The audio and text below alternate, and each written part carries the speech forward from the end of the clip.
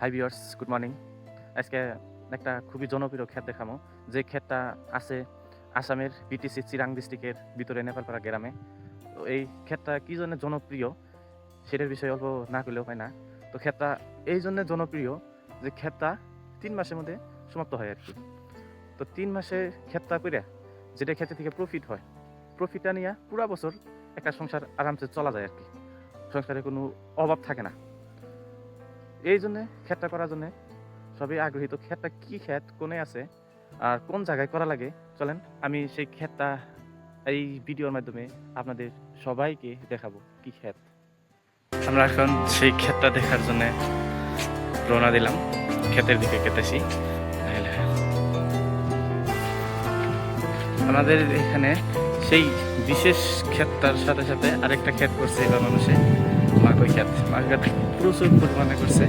এর আগে করছিল আলু ক্ষেত, আলু যেহেতু তুলতেছে, আলু ক্ষেত প্রচুর পরিমাণে করছে, কিন্তু কিবা কারণে হয়তো আলুর দাম এবার যে ধরনের আশা ছিল সে ধরনের পূরণ হয় নাই।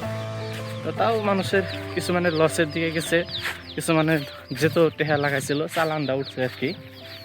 তো তো চলেন আমরা যাই আজকে যে ক্ষেতটা আমি দেখাবার চাইছিলাম আপনাদেরকে এই ভিডিওর মাধ্যমে, সেই ক্ষেতের দিকে আমরা যাই।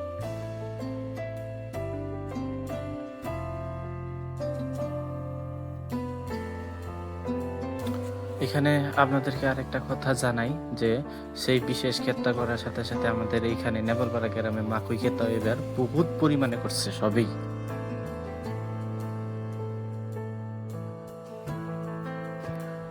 তো মাকই ক্ষেত আঙ্গুরে এইখানে মানুষে কি পরিমাণে করে, কি ধরনের করে, এটা হয়তো অন্যদিন কমু, পরে আরেকদিন কমু আপনাদেরকে দেখামো ক্ষেত মানুষে কিবা করে ধরে, কিবা করে তুলে, কত ধরনের প্রসেস কি করা লাগে ওটা কমু পরে। আজকে যেহেতু একটা বিশেষ ক্ষেতের সাথে পরিচয় করায় দিবার জন্য মানে আপনাদেরকে কইছি, জানাইছি যে বিশেষ ধরনের ক্ষেতটা দেখামো আজকে, সেই ক্ষেতটা লয়ে কথা কমু আজকে।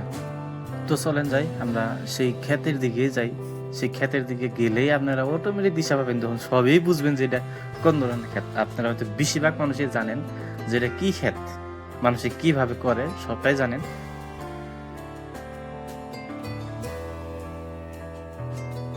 একটা বস্তু আপনারা এগুলো লক্ষ্য করেন, বস্তুটা এই যে ক্ষেতটা দেখতেছেন, যে তার মানে এই ক্ষেতটা করা লাগে বালু ছড়ে। যেহেতু ক্ষেতটা করার জন্য মানুষের পুরাই আগ্রহী, তো আগ্রহীর জন্য যেহেতু এবার এইখানের মধ্যে বালু চর পড়ে নাই, না পড়ার জন্যে জিসিপি আইনা মাটি খাইন দেয় সাইড করে নিচেকার বালু বের করে তারপরে তরমুজ গাছ লাগাইছে। এটাই হলো পপুলার ক্ষেত। এই যে তরমুজ গাছ, এটা ছোট ছোট হইতেছে, এটা ইয়ে হয়েছে আর কি, নামলা হয়েছে। কিছুগুলো ক্ষেত আইগর হয়েছে, আইগর কোনো দেখামো, আপনারা থাকতে থাকেন। তো যে কোনো কাম করবার যাও, সহজ কোনো কামই না। কাম করবার গেলে কষ্ট করা লাগবো, কষ্ট করলে কষ্টের ফলটা পাওয়া যাবো। এই তরমুজ ক্ষেতটাই আজকে আমি আপনাদেরকে দেখাবার চাইছিলাম। তো ফাইনালি যেখানে পারি আমি তুলে দিলাম, এখানে দেখাইলাম।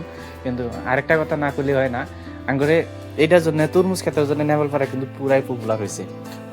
মানে কি, আমরা এখন যেদিকে যাই, বর্তমান যেদিকে যাই বাড়াই, খালি যদি কই যে আমরা নেপালপাড়া থাকি, নেপালপাড়া করলে যদি নাও চিনে, আমরা যদি এই দেই পরিচয় যদি দেই যে আঙ্গুর ওই দিকে তরমুজ খেতি করা হয়, তরমুজ এইদিকে হয়, নেপালপাড়া যে জায়গায় তরমুজ ক্ষেত করা হয় ওই জায়গায় থাকি আমরা, তাহলে মানুষ অটোমেটিক চিনে যে এরা তাহলে ও নেপালপাড়া মানুষ, আই নদীর পারে, আই নদীর চরের মানুষ, ডাইরেক্ট চিনে আর কি। কিন্তু আঙ্গুরে এনে আমরা আঙ্গুরে এই জন্য মাটি দেখা যাব না, মাটি যখন ঢাইকা যাব তারপরে তরমুজ ধরবো, এটা হলো তরমুজ ক্ষেত।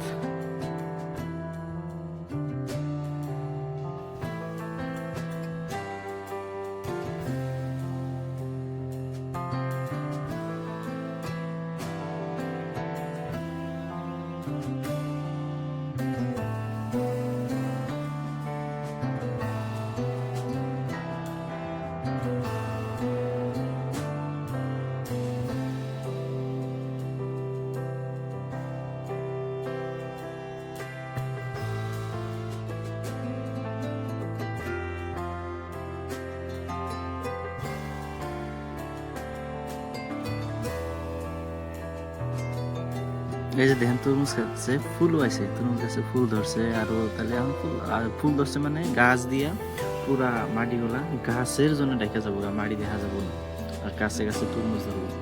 আখর দিন গেলে তরমুজ ধরা শুরু করবো আর কি, ফুল যেহেতু আইছে। সবাইকে ধন্যবাদ যারা যারা কষ্ট করে আমার এই ভিডিওটা সম্পূর্ণ দেখলেন। সবাই সুস্থ থাকবেন, ভালো থাকবেন, দেখা হবো নেক্সট ভিডিওতে।